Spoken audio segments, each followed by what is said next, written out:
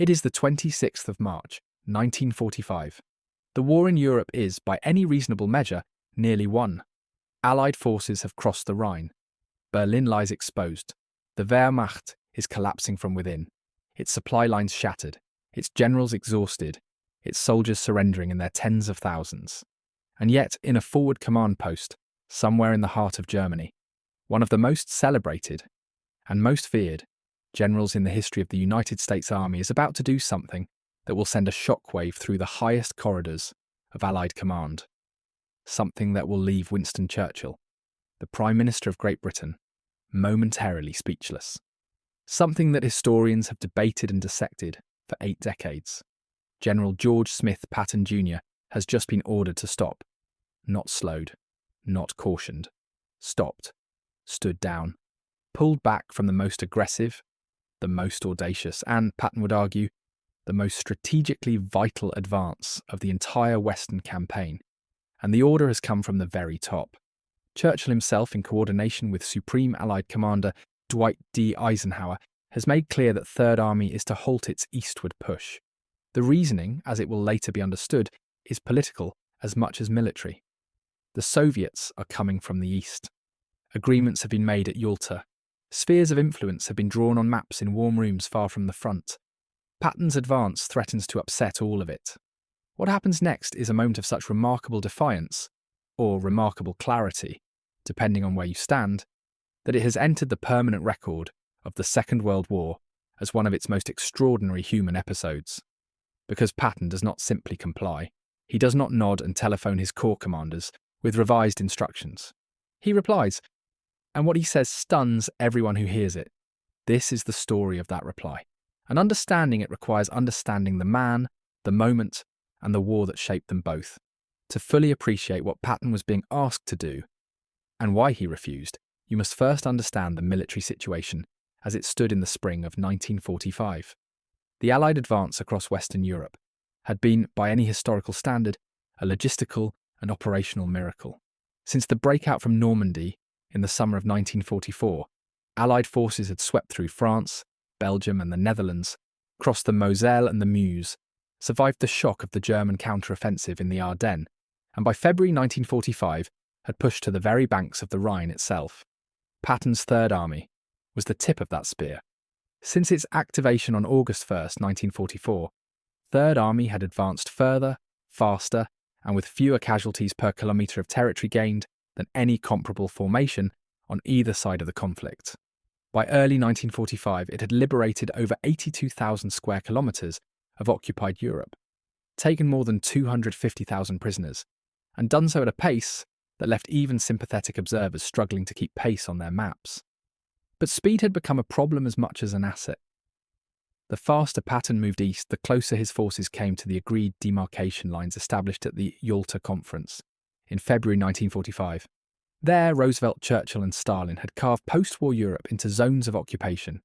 Germany east of the Elbe and Czechoslovakia beyond it was Soviet territory.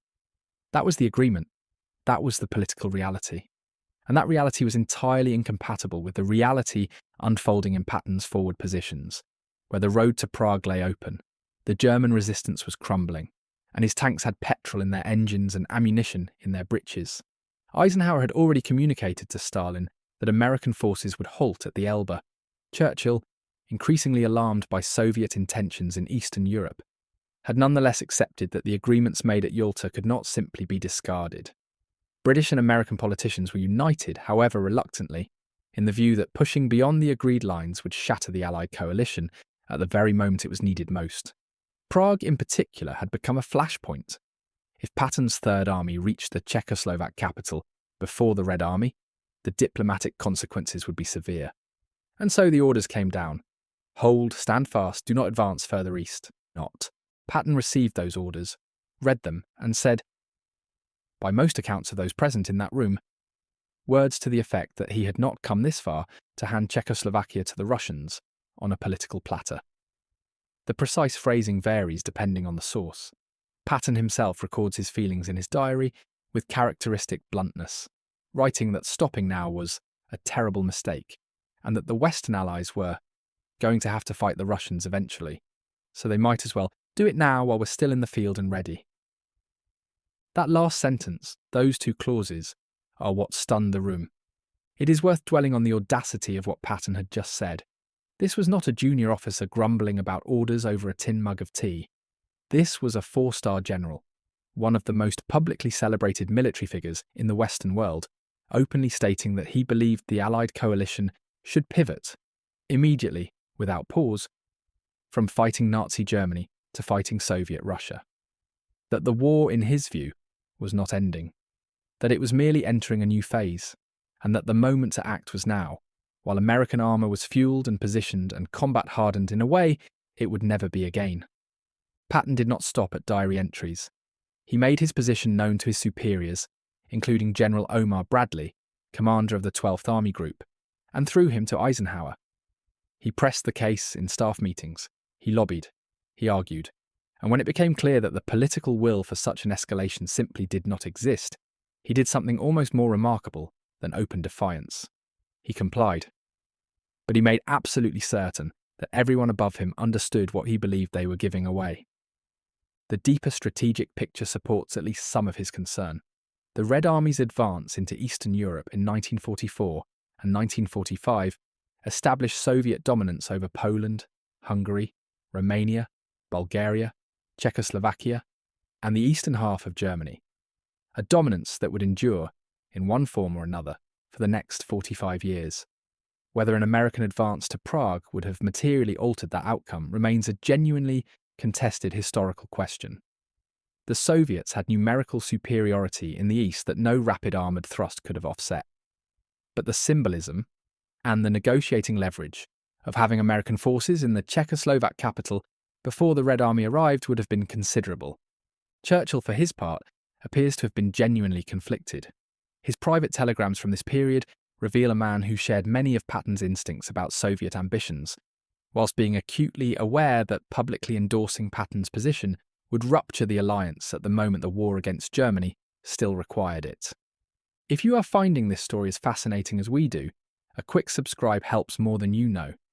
It allows us to keep bringing you stories like this one that rarely make it into the standard histories. Now, it is important here to draw clear distinctions between what is firmly documented and what has accumulated in the popular retelling. Patton did not, in any verified account, openly defy a direct order in the sense of advancing beyond the agreed line in flagrant disregard of his superiors. Third Army did halt. Prague was not taken by American forces. It fell to the Red Army on May 9, 1945, the day Germany formally surrendered. What Patton did was argue, with extraordinary force and in extraordinary terms, against the order, and then comply with it whilst ensuring his objections were on record. This distinction matters enormously. Patton has been mythologized in both directions. As a genius who was right about everything, and as a dangerous maverick who needed to be controlled. The reality is considerably more interesting than either caricature. He was a man of genuine strategic insight, who was also prone to political recklessness of a kind that his superiors found genuinely alarming. His later comments about the Soviets, made to journalists and in staff meetings throughout the summer and autumn of 1945, would ultimately cost him his command. He was relieved of Third Army in October 1945, ostensibly reassigned to a paper command involving the writing of military histories. He died in a road accident near Mannheim, Germany, on 21 December 1945, 12 days after a collision involving a military lorry. Patton's prediction about the Soviet Union, that it would become the next great threat to Western freedom, was, of course, borne out within a matter of years. The Cold War settled over Europe like fog. The Iron Curtain descended exactly where Patton had feared it would. The nations of Eastern Europe that American forces had been within reach of in the spring of 1945 vanished behind that curtain for nearly half a century. Poland, Hungary, Czechoslovakia, Romania. These were not merely names on a map. They were countries of millions of people, whose post-war fate was determined, in no small part, by decisions made in those frantic weeks of March and April 1945.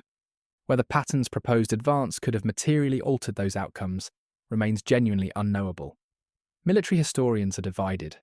Some argue that the Soviets' numerical and logistical dominance in the East was such that no American tactical advantage in Czechoslovakia could have produced a different political settlement. Others contend that the presence of American forces in Prague on May 8, 1945, would have created a negotiating dynamic that simply did not exist when the Red Army arrived alone. The truth, as is so often the case in the study of counterfactual history, lies somewhere in the fog between what was and what might have been. What is not in doubt is Patton's legacy as a commander. His operational record in the Second World War, from North Africa to Sicily to the drive across France and into Germany, represents one of the most remarkable sustained performances of mobile armoured warfare in military history. Third Army's advance from the Seine to the Rhine, covering more than 800 kilometres in less than 3 months, remains a textbook example of what modern armoured forces are capable of when led with imagination and aggression. The United States Army's doctrine of rapid, decisive operations, developed and refined throughout the Cold War and beyond, owes a direct debt to what Patton demonstrated between 1944 and 1945. His influence can be traced in military academies from West Point to Sandhurst, in the doctrinal papers of NATO planners, and in the memoirs of generals who never met him but studied his campaigns as foundational texts. The Israeli Defense Forces, in particular, have cited Patton's operational approach as a model for their own armoured doctrine.